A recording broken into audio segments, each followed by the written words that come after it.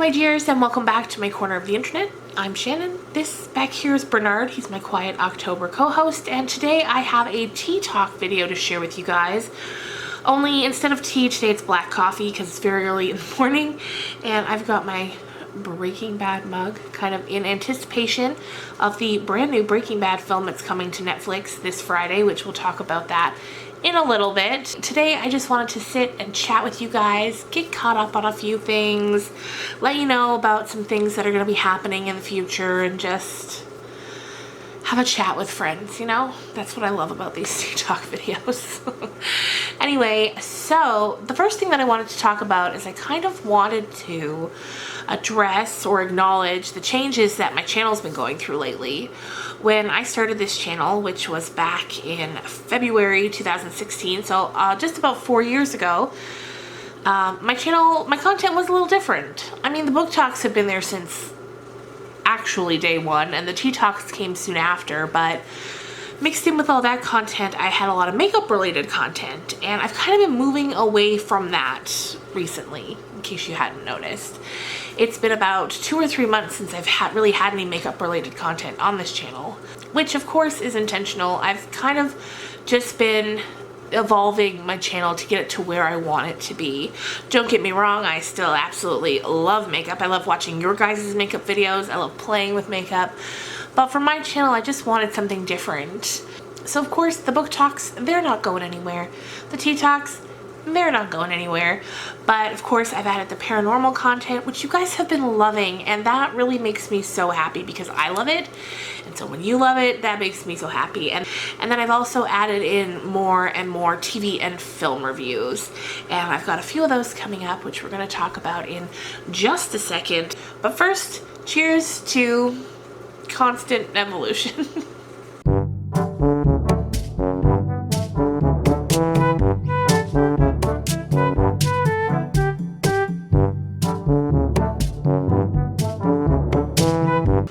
That black coffee just hits you right in the soul. Love it.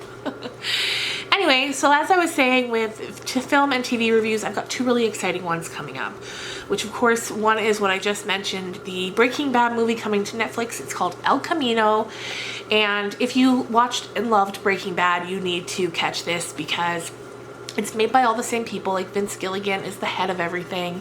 Aaron Paul is back as Jesse Pinkman, and the film, from what I can tell from the previews, focuses on what happened to Jesse after that night when he drove away from Walt and into the sunset. What happened to him? And I am so excited. So I'm going to be filming a review on that. That goes up Friday. I'm going to hopefully film it Friday night and put it up on Saturday. So fingers crossed for that. Another review that I'm going to be having coming up is the new season of American Horror Story has started. This one is American Horror Story 1984 is the theme of it. So it's got a lot of 80s slasher film vibes, and I'm actually really enjoying this season so far. We've got the, I believe, 4th episode coming up tonight, and I can't wait to see it, see where it goes. So when the season had been getting ready to start, I wasn't sure if I was going to do weekly recaps, but instead I'm just going to kind of save all my thoughts. I've been taking notes as it goes, and then once the season is over, I'll kind of do a catch-all for the whole season. So if you like American Horror Story, keep your eyes peeled for that. As for things I'm loving on Netflix but not necessarily am filming, I've been watching season 15 of Grey's Anatomy. And season 4 of Outlander just went up. I haven't started that yet, but I can't wait. Season 3, I believe, of This Is Us just went up, and season 4 or 3 of The Good Place just went up. So there's so much. I love this time of year for Netflix releases. It's just so much good content coming in. As always, let me know down below what you guys are watching and loving. Also, if there's anything that you would like to see a film review on, whether that's on Netflix or on Amazon Prime, let me know. I don't have Hulu. Hulu's not a thing in Canada yet. Although with Disney Plus coming up next month, Hulu is going to be included in that, I'm pretty sure, for like a little bit of an extra cost. And we're big Disney fans here, so I think we're going to be getting Disney Plus. And then that's it. I don't know about you guys, but I'm getting burnt out on streaming services. I don't want to hear about any more. Like Netflix. Netflix is my go-to, the OG. I'm always going to keep Netflix. Amazon Prime, I watched for Fleabag mainly. If you haven't seen Fleabag, you need to. It's the funniest show I've ever seen. That's written and created and directed by an absolute genius of a woman. But that was the entire reason I got Amazon Prime, kind of. That and The Marvelous Mrs. Maisel. So we'll see what happens with Amazon Prime in the future. Then the Disney Plus one. At first I was kind of on the fence, but once I heard that it also comes with Hulu, I was like, okay. But now every day you hear of a new subscription service. All the networks on TV are getting their own subscription services now. Like NBC's getting, they've either going to be releasing it or already has released it, called Peacock, and it's just like, I don't want to hear about it. I don't want to hear about it. And they're going to cash in on the FOMO because everyone has this fear of missing out. But I'm telling you right now, I do not have that fear. I will take what Netflix gives me and I will be happy with it. So cheers to resisting the constantly changing direction of media.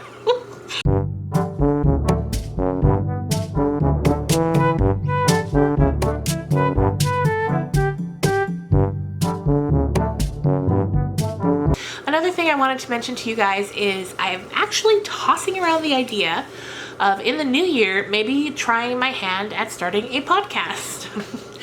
I don't know. We will see, but I kind of think I'm going to try it. It was funny because I've gotten a couple comments over the past few weeks of people saying that they really liked listening to me talk. Have I ever considered a podcast? And I hadn't really. And that was 2 people in like 2 weeks' time. And then the other day I woke up and I had a text from my good friend Krista here in town, and out of the blue, her and I have never talked about podcasts.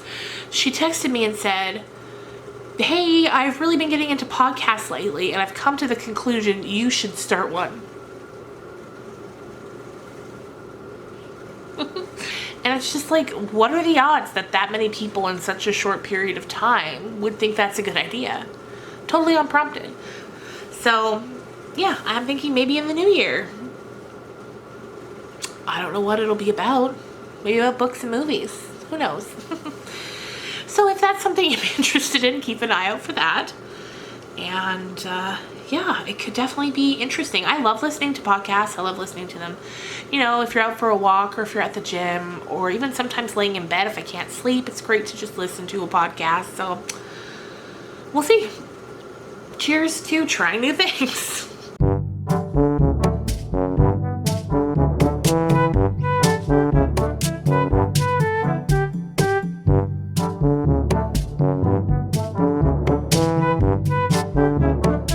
Really chugging back that coffee.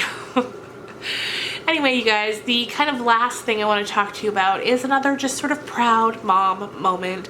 I have a 15-year-old daughter. She's absolutely amazing. She's so smart and so funny and so talented that just every day I'm so proud of her.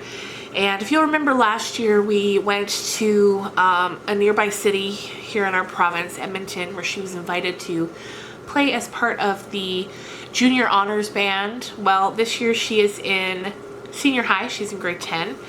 And she was just invited to go down to America, to Montana, and perform in their international music festival. In her school band, she plays the flute, and she's just very talented at it. On her own time as well, she plays the guitar, and but she's just so gifted. And when she heard of it, she was like, "There's no way I'm gonna get it." She's kind of at the bottom of the rung now. For senior high, she's at the bottom of it, whereas last year with the junior band, she was at the top of it in grade 9. But now she's in grade 10, kind of down at the bottom of the seniors. So she was doubting if she would get it or not. But I always had kind of a hunch. Now, whether that's, wishful thinking on a mom's part or what, but I always knew she was going to get it. And then she got the email and she was so excited. And so, yeah, we're all going to be traveling down south for a long weekend within the next couple of months, and I could not be more excited or proud of her. So there you go, you guys. That's kind of what's up on my end, the things I'm thinking of, stuff like that. Do you guys dress up for Halloween?